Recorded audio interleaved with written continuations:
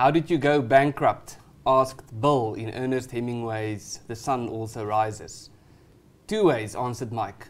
First gradually and then slowly. No, let me correct that. 2 ways, answered Mike. First gradually and then suddenly. In my office upstairs there is a bill from Zimbabwe that was published in 2008. It is a $100 trillion bill, a banknote, so to speak. And at the time, you could use that bill basically to buy a bus ticket. So Zimbabwe is a very good example of a scenario where there was first gradual decline and then a sudden collapse. Now, we are not saying that South Africa will experience a sudden collapse as what happened in Zimbabwe, but what we are saying is that South Africa is already experiencing a gradual decline. And we have to do what we can to prevent this gradual decline from turning into a sudden collapse. But not only that, we have to turn this gradual decline into a growth in the economy. Let me introduce myself and my colleague. My name is Ernst Roots. I'm Head of Policy and Action at AfriForum. And with me today is my colleague Ernst van Zyl, who is a campaigns officer at AfriForum for strategy and content. And he is largely responsible for AfriForum's campaign against expropriation, but also for the protection of property rights.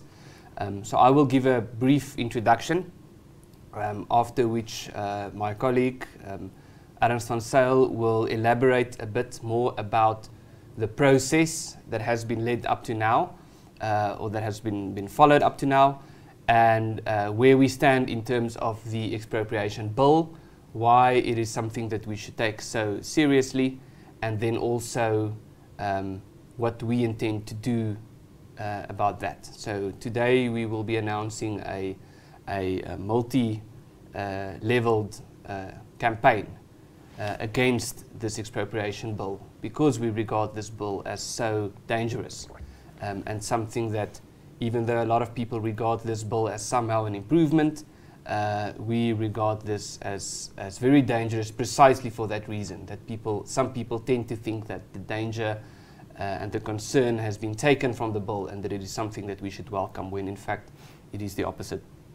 So I want to start by referencing 3 studies about economics. The first is actually a book published by Henry Hazlitt, a very well-known book called Economics in One Lesson. And what Henry Hazlitt summarized in that book is that to understand economics, you can reduce economics rather to one lesson. And to really understand economics, the first thing you have to understand is this one lesson. And the one lesson is to determine whether an economic idea or a policy idea is a good idea or would work. The question should not be asked what the immediate consequences of that policy idea would be. The question should be asked, how would it affect other groups as well, and what would the long-term consequences be? And the point that Hazlitt is making is that, in a sense, economics is very complicated, but in a sense, it's very simple. It's very complicated because the reality in a country like South Africa and any modern country is that people make economic decisions every day. So there are millions of economic decisions happening every day, which means that it's impossible for a person or even a government to truly comprehend the extent of what's happening in the economy to such an extent that they can regulate the economy by micromanaging it in a way that would grow the economy. And the reason why economics is very simple is because there really is only a few basic things that you need to understand about economics to be responsible if you are a government.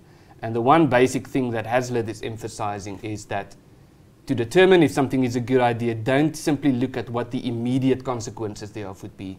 You have to consider what the long-term consequences would be.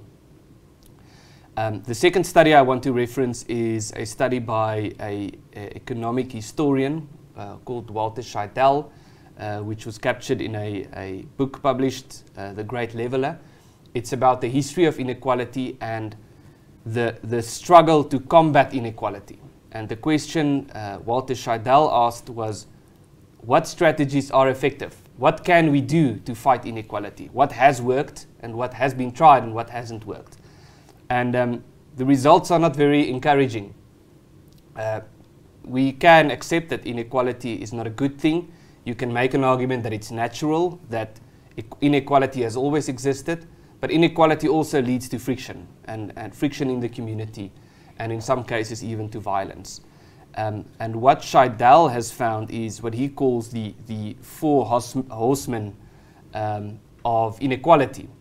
He has found that in history, throughout history, there are really four things that can happen that would lead sustainably, or not necessarily sustainably, that would lead significantly to a decrease in inequality. And these things are mass mobilization warfare, for one. Another is violent revolution. Another is state failure to a large extent, in other words, state collapse. And the other one is catastrophic plague. So over history, these four things have succeeded in increasing significantly the levels of equality. Not necessarily by making the poor wealthier, but by diminishing wealth and making sure that everyone is more or less equally poor.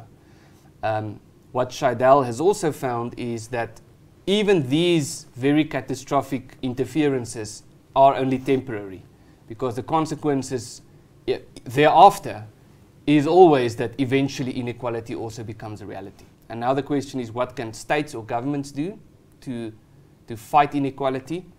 And Scheidel looked at what you can call right-wing policies and left-wing policies and different types of approaches.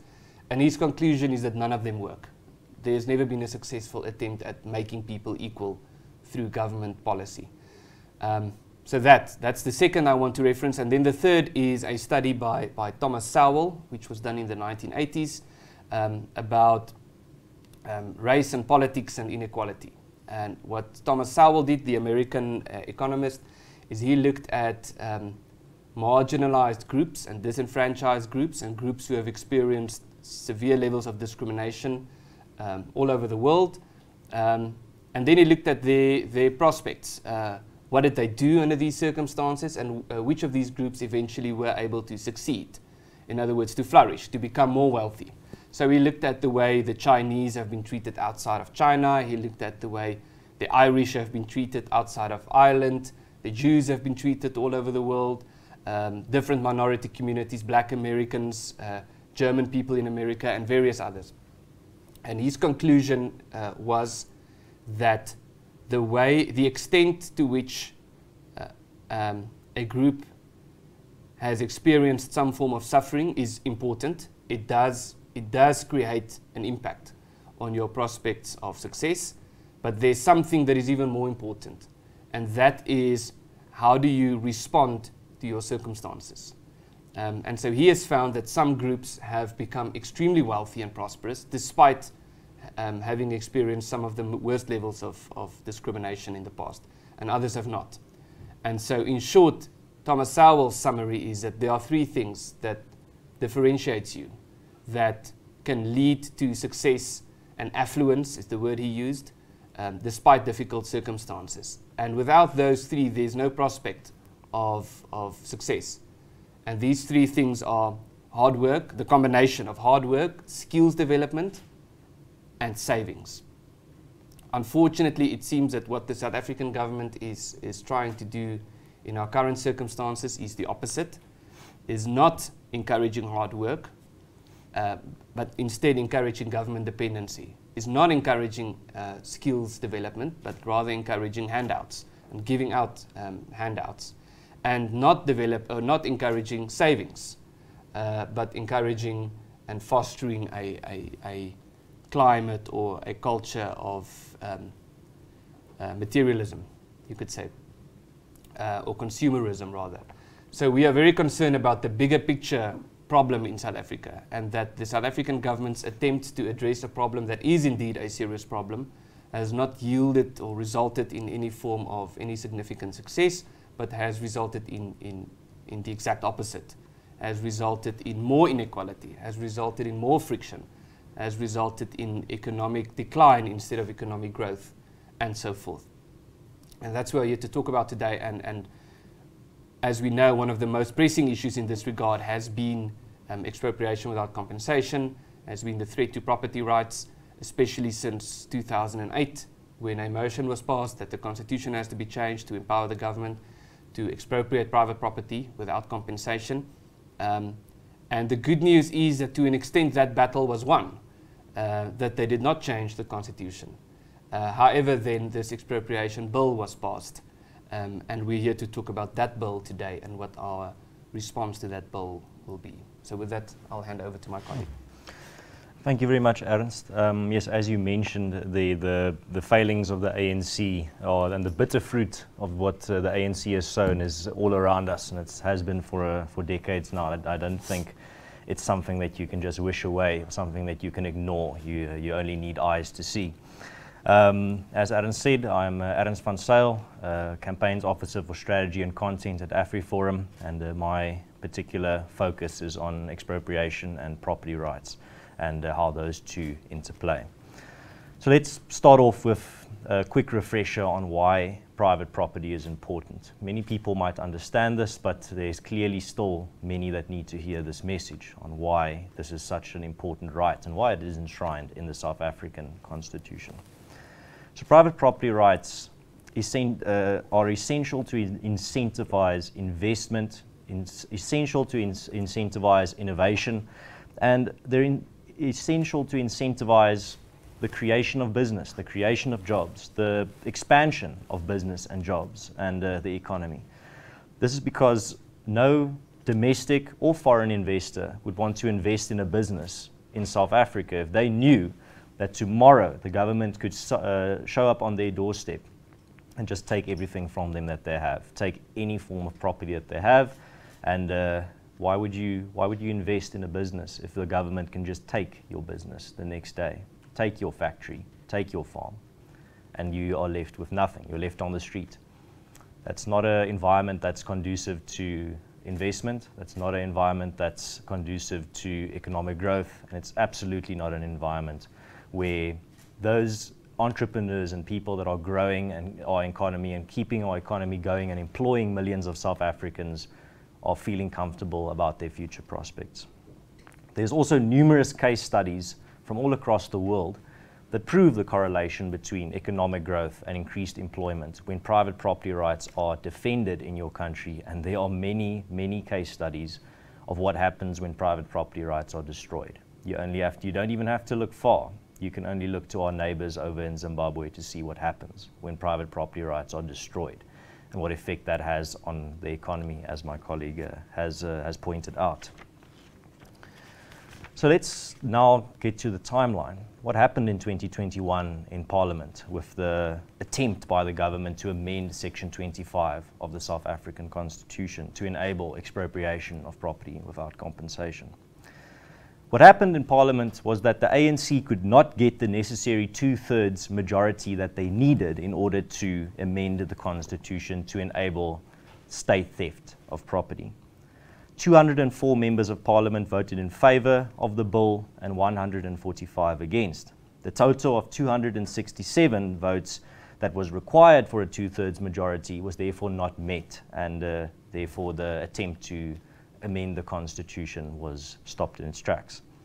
I just want to use the opportunity to thank all the members of Parliament that voted against the destruction of private property rights in this country in that instance. It did have a major impact. But as we now see here in 2022, the ANC is not done. They're far from done. Despite their failing to obtain the necessary parliamentary votes to amend Article 25 of the Constitution in 2021, President Cyril Ramaphosa stated on 8 January 2022 that the ANC would continue with its plans to pursue expropriation without compensation in 2022. In December 2021, the Minister of Justice, Ronald Lamola, said, and I quote, "Amending the Constitution was only one tool we could have used. The matter is now closed. we will now use our simple majority to put laws in place that will allow expropriation without compensation. And they clearly meant what they said, seeing as now we're seeing the results of that intent with the Expropriation Bill of 2020. The Expropriation Bill was published in the Government Gazette in October 2020 and was introduced as part of the parliamentary process. And this is a perfect example of an alternative path that the government is using to enable state theft of private property. The ANC will now try to make expropriation without compensation possible through this bill. And this is why we're here today. This is why AfriForum is here announcing our major new multifaceted campaign against this bill and for private property in this country. But to just give some clarity on what is actually contained in this bill. According to the bill, expropriation is defined as compulsory acquisition of property by an expropriation authority, which means any government body or department may expropriate private property. The bill enables the expropriation of any property. It is not limited to farmland, it is not limited to agricultural land, which is a common misconception. This bill enables the expropriation and government theft of any of your property. And this includes all movable property, such as a person's belongings, as well as immovable property, such as buildings, houses, and infrastructure. This bill does not flow from the process to amend Article 25 of the Constitution to enable expropriation without compensation. This expropriation bill seeks to open a new way for government to expropriate private property within the current framework of Article 25 of the Constitution. In 2021, AfriForum submitted written comments against the expropriation bill and also to the Portfolio Committee on Public Works and Infrastructure, and then also we did our oral presentation against it. But in 2022, the reason why we are here, the expropriation bill was adopted by the National Assembly. Now it will be sent to the National Council of Provinces for concurrence and thereafter the desk of the President. If this bill is enacted, it will have devastating consequences for the already struggling South African economy, and our prospects already, expropriation bill aside, already the prospects of the economy in the future are not looking good already. But now you want to add insult to injury. And this expropriation bill will also cruelly deprive citizens of their constitutional right to private property, enable more avenues for corruption, and also destabilize the financial sector. It should be stressed, again, that this bill is not restricted to only agricultural land, but also all property will be subject to it. The bill's proposed expropriate now, argue later approach is also a complete consolidation of government power to confiscate property without judicial oversight. Before I get to what AfriForum's response is and how we will be dealing with this threat to private property, just some facts that I think are very important to take into account when it comes to the broader debate that this policy forms part of, the debate regarding land. The ANC has falsely maintained that the policy of willing buyer, willing seller has failed when it comes to the distribution of land. This is often the narrative that they take.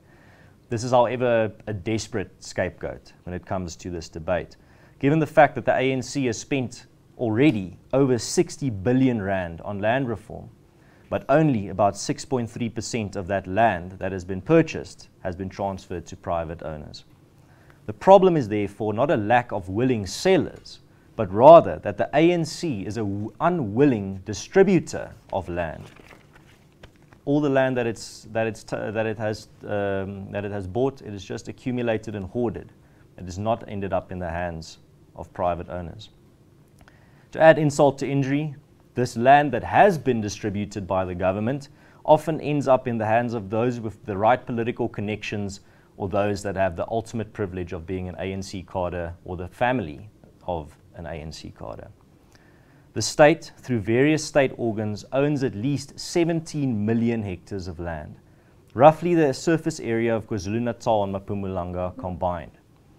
But then the question arises, why is none of this land distributed that the government already owns? It's important to know these facts because these facts play a role into the bigger debate that AfriForum is taking a strong stance once again in. And this brings me now to AfriForum's multi-dimensional strategy that we are launching and announcing today. The ANC is undoubtedly on the back foot when it comes to their failure in Parliament to legalize state theft of private property, and that's what we need to call it. It's not, we need to stop with the euphemisms. It's state theft of private property, and the ANC is becoming increasingly desperate. So AfriForum's strategy takes on 3 levels where it will be taking place. Firstly, on a national level. On a national level, AfriForum has written a manifesto document opposing the Expropriation Bill, and dozens of major civil society, political, business and agricultural organizations have thrown their support behind this document. These include AfriForum, Solidarity, Cape Forum, SAI, Sakeliga, DSA, Canton, Transvaal Agricultural Union, the Free Market Foundation, VF+, ACDP, Cape Independence Advocacy Group, and the Democratic Alliance. Furthermore, as still part of AfriForum's national strategy, AfriForum's legal team has written a letter to President Cyril Ramaphosa today. This letter highlights the Expropriation Bill's unconstitutionality and dangers, and on the basis of that, it requests that the President refer the bill back to the legislature and that it be referred to the Constitutional Court beforehand.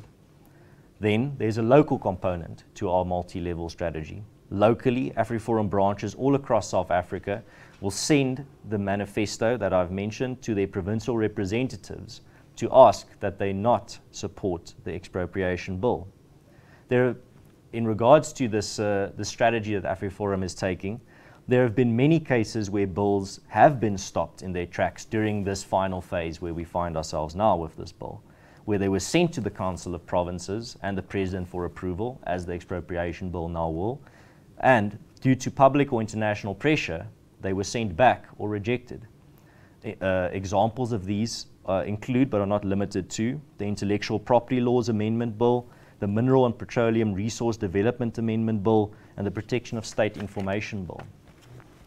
That is the local and national side of AfriForum's strategy and campaign against this bill, and I will now give my colleague Ernst again the opportunity to give you more details on the international side and the international level of AfriForum's comprehensive strategy. Thank you, Ernst. So our international campaigns has been a high priority for AfriForum over the last few years. It is something that we have engaged with since AfriForum's founding. I have been involved since 2012, so for 10 years now in international liaison for AfriForum in some way or another. And the great thing of a long-term strategy is you get to be able to build on your own successes. And what I mean by this is that through the last 10 years, we have been able to build up a very significant and comprehensive network of contacts and friends in the rest of the world. And when I say friends and contacts in the rest of the world, I refer to governments, government officials. I refer to politicians, some of which, or many of which, have a particular emphasis on foreign affairs and trade and so forth. I refer to journalists, think tanks, researchers, what some people describe as thought leaders, and community leaders, activists, and so forth. And it has been an important part of our focus for the last few years, and we've recently had a strategy meeting to plan and work on our international liaison strategy from here moving forward. And I can say with great confidence that in the years that lie ahead, this will be an increased focus of AfriForum. In terms of this particular campaign, there are 2 particular things that we will do, although over time I'm sure it will extend to other spheres as well. The first is that we have written a letter already that we will send to all the embassies in South Africa about the concern that we have with this particular bill. Now, this is a very important step because we do know that many countries have formalized trade relations with the South African government. For example, the United States of America with the AGOA agreement, which states that, which regulates and trade between South Africa and the USA, among others, but which also states that for this agreement to be in force, one of the prerequisites is that the parties to this agreement have to respect property rights. Now, it is not our intention to have this agreement scrapped. It is our intention to keep it in place. But we are concerned that the South African government is running the risk of breaking this agreement, this trade agreement with the USA, which of course would lead to job losses in South Africa. So our approach is not to have this agreement threatened. We believe it is being threatened already, but rather to have other state parties put pressure on the South African government to say that we want to keep trading with you, but you have to protect property rights, and you have to show to us that you will respect property rights and you will respect the market. So that is one component. We will also be delivering some of these letters to some of these embassies in person, where we will ask for meetings. So we plan on doing this within the next few days. And then the other aspect of this is a manifesto, you could call it, about the threat to property rights in South Africa, as we've explained now, which we will also distribute among our international network that we have been able to develop in the last few years, particularly in the USA and several European countries, also countries such as Australia and New Zealand, where we know, for example, many South Africans now live, many expats now live, and we've seen the significant impact that expats can have in a country in terms of raising awareness and talking with their friends and putting pressure on their government to speak out about what's happening in their country of birth. So this is something that we do take very seriously, and as we've explained now, our campaign will be on a local level, it will be on a national level, and it will be on an international level. So with that concludes our conference. If there are any questions, we would gladly answer. All right. I'll just hand over to my colleague for one last. Yeah, just the final thing when it comes to the another way that people can help in regards to that I think, if you are aware of it, there might be some questions raised as well. The way that people can help support this manifesto that we've mentioned is the fact that if you've seen now the organizations that have thrown their weight behind this manifesto of AfriForum, rejecting the Expropriation Bill, and now it's our members and the broader public's turn to also add their names, and that will be possible by going to www.onteiening.co.za, which is appearing on the screen, where you will then be able to put your support behind this manifesto as well. But then also we will now be opening the floor to any questions regarding the manifesto or any facet of AfriForum strategy. You're welcome to ask your questions now. If there's no questions from the media, I would just like to conclude by saying it's very important that there's a few things that you can do. You don't have to be a powerful organization to fight back against this bill. You as an individual watching can also do your part. Firstly, it's important to know the facts. Some of the facts that I've mentioned here today are just scratching the surface. Know the facts regarding land ownership in South Africa, knowing the dangers of destroying property rights, knowing the facts regarding what the government is doing when it comes to their proposed policies. Secondly, don't be silent. Don't just stand there when people support policies that are destructive. Don't allow people to just get away with advocating destructive, immoral policies. Stand your ground. Tell them this is not right. This is immoral, firstly, to justify state theft of private property. It was wrong in the past. It's wrong in the present. And secondly, highlight the destructive nature of it and how this will lead South Africa down a destructive path. Secondly, it's very important to make sure that your safety and security structures are in place and that you form part of a safety and security network. You should join a neighborhood watch or farm watch in your area, get involved there. That's also how you can contribute to your own community's safety and security, and a good place to start would be AfriForum's website, where you can just go to www.afriforum.co.za and go to the Get Involved tab at the top, and you'll find all the closest farm patrols and neighborhood watches that you can form part of and join very easily. Lastly, I just want to reiterate again, firstly, thank you to all the organizations that backed AfriForum's manifesto and whose names are on it. Thank you for standing up for property rights in South Africa. And then also just want to remind the audience about the fact that whether you're an AfriForum member or just part of the broader public, if you want to now, it's now your turn to help us in our fight against expropriation without compensation. And you can do that by going to our website, www.onteiening.co.za. It will appear on the screen. If you want to go visit it there and make sure you got the right website, go there, put your name behind AfriForum's campaign and behind our manifesto, and say no to government theft of property and say yes for private property and the right to private property in South Africa for as long into the future as it's possible. Thank you very much for tuning in. Thank you for all our members that make these actions that AfriForum do possible. Without you, we wouldn't be here to oppose these destructive policies here today. Thank you for everyone that shares all our content. Thank you for everyone that shares our, for example, this manifesto or this website or our press statements. Thank you very much. You're doing you're playing a major part in getting the word out there regarding the resistance to destructive policies in this country. So have a nice week, and God bless. Thank you very much.